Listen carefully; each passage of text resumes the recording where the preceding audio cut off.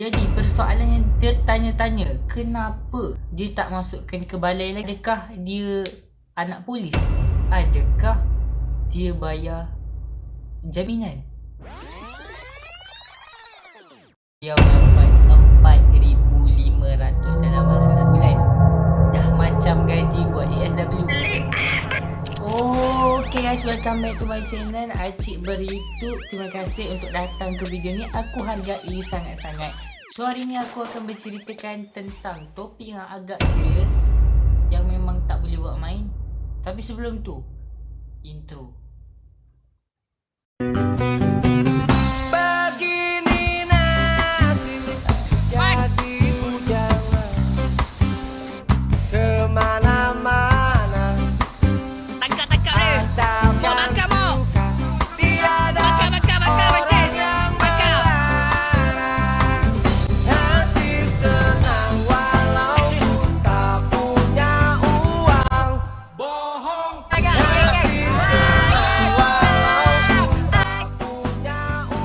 Sebulan yang lepas, kita telah dikejutkan dengan satu kes penderaan yang dikenali sebagai Moi Chayang ataupun akak baju kuning. Dan selepas beberapa hari kejadian tu berlaku, akaun Instagram yang dimiliki oleh Moi Chayang, followersnya bertambah daripada 3,000 hinggalah ke 70,000. Di highlightnya tertulis, "Tolong jangan viralkan video ini lagi, jangan sebarkan kerana kes masih dalam siasatan." Dan persoalannya, kenapa pihak polis tidak ambil tindakan? Sudah sebulan kes ini berlaku. Pepatah Abang Foodpanda pernah berkata, orang yang berjuang akan kalah dengan orang yang beruang. So hari ni saya akan rungkaikan berapakah pendapatan Moi Chayang dalam sebulan selepas beliau viral. Jadi untuk mengetahui lebih lanjut, jangan lupa like, subscribe dan share dahulu sebagai tanda perhargaan untuk saya buat video ni. Jadi persoalan yang tertanya-tanya, kenapa dia tak masukkan ke balai lagi? Adakah dia anak polis? Adakah dia ni jutawan? Adakah dia bayar jaminan? Dan segala itu saya akan rungkaikan di video ini. Jadi untuk mengetahui lebih lanjut lagi, saya mengikuti dia di Instagram untuk mengetahui situasi dia lebih lanjut. Jadi di sini saya akan rungkaikan anggaran pendapatan Moi Chayang dalam sebulan. Yang pertama ialah beliau telah membuat fake review beliau. Kita hormat, dia hampir dapat pangkat datin tau. Beliau membuat fake review. Dalam beberapa minggu lalu, beliau telah post di akaun Instagram beliau untuk membuat paid review, yang di mana story untuk satu story ialah RM20. Okey, kita anggarkan satu hari beliau dapat 5 story. Kita darabkan dengan sebulan 30. 5 darab 30 dapat 150. Dan darab dengan harganya ialah 20. 150 darab 20, kita dapat 3,000. Itu baru story. Dan dia telah post lagi satu, iaitu feed wall. Feed wall ni di mana feed dia post tapi dekat kita punya wall Instagram tu, di mana harga yang diletakkannya ialah RM50 untuk 2 hari. Kita tak payah fikir banyak lah, kita fikir minimum je, kita fikir yang paling kurang je. So kemungkinan yang sangat besar dia akan dapat lebih, sebab kita kira ni paling minimum. Tak logik kan, sehari dapat 5 story je. Entahlah, ikut rezeki masing-masing lah. Dan di mana feed wall pula 50 untuk 2 hari, kita darabkan lah dengan sebulan 30 hari, RM50 darab 30, maksud dia dapat 15 hari lah. 15 hari tu lah. 50 darab 30, dan beliau dapat 1,500. Dan 3,000 story campur dengan feed wall 1,500, beliau dapat 4,500 dalam masa sebulan. Dah macam gaji buat ASW. So, pendapatan yang kedua ialah beliau merupakan ejen. Bukan ejen hartanah, bukan ejen Nix, bukan ejen takaful, tetapi ejen pencarian kutu.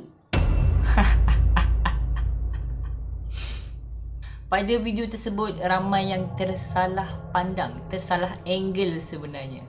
Jika kamera tu diarah 90 darjah sebelah kanan, pasti telefon pintar yang dia gunakan itu telah nampak satu binatang yang terselit di kuku Moi Cayang.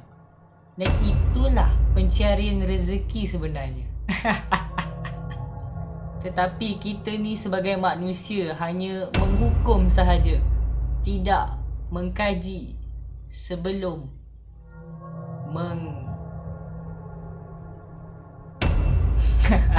mampus. Dan itulah pendapatan Moi Cayang dalam sebulan, hanya anggaran minimum iaitu 4,500 minimum. Mungkin dapat cecah 6,000 ke.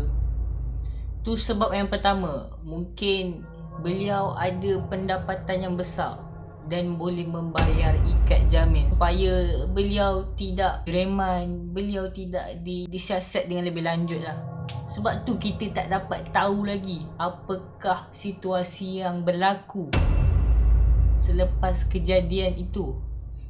Dan yang kedua ialah sekarang PKP, umur 18 tahun tidak dibenarkan masuk penjara dan ia akan ditempatkan di Juvana ataupun Hendry Geni ataupun Pusat Pemulihan Akhlak, tak silap saya lah.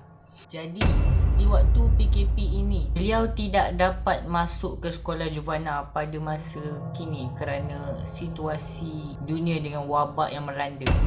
Tetapi beliau sekarang busy dengan PDPR yang dijalankan oleh sekolah Juvana. Dan dengan pendapatan yang lebih, beliau telah mendaftar MC Plus untuk berlawan dengan Sebadang. Tak berkata dah, tapi yang malas belajar, jawapan dia. Malas belajar?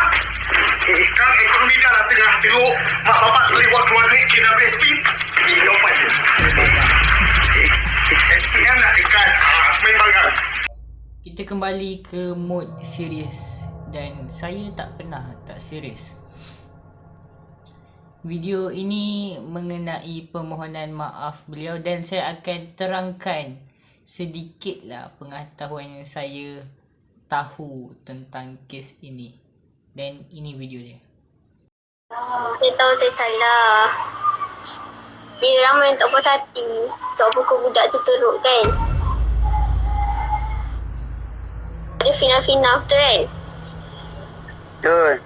Banyak bukti. Kawan-kawan dia bagi tahu pasal mulut-mulut dia. Jadilah hal ni.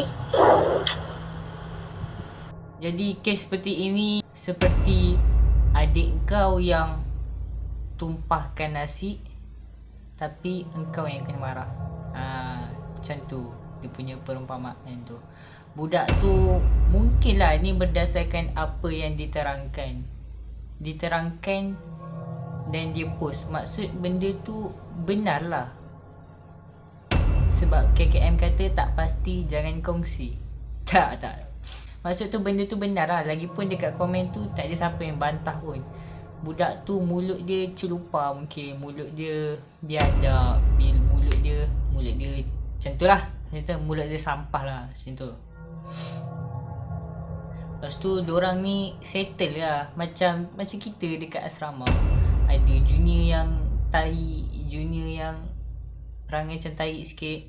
Lepas tu kita pun bantai. Lepas tu yang last yang kena marah siapa? Senior kan. Tu kes tu ibarat macam tu lah. Tapi antara kesilapan besar yang berlaku dan sedikit dipandang sinis ialah beliau tu perempuan. Perempuan yang terkenal dengan sifat lemah lembut kan. Tetapi saya tak berada dalam situasi tu. Mungkin dia dah kena banyak kali ke, dia baru balas sekali, tak tahulah macam mana nak cakap. Dan salah kedua ialah rakam.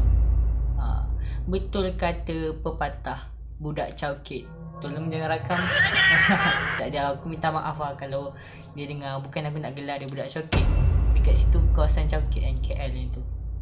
Tak mahu aku risau, aku kena kecam lah Aku teringat waktu aku darjah 5, teacher Nora ini nama dia. Dia teacher tapi tak salah pun bertudung labu. Tapi first time lah yang aku jumpa pengajar bahasa Inggeris yang sangat labu. Memang terbaik. Dia pernah berkata dekat kelas kita orang waktu tu 5 raja. Seorang tu buat kita dulu, contoh dia pukul kita dulu. Teacher kata aku berhak untuk balas balik. Aku berhak untuk balas balik sebagai pengajaran.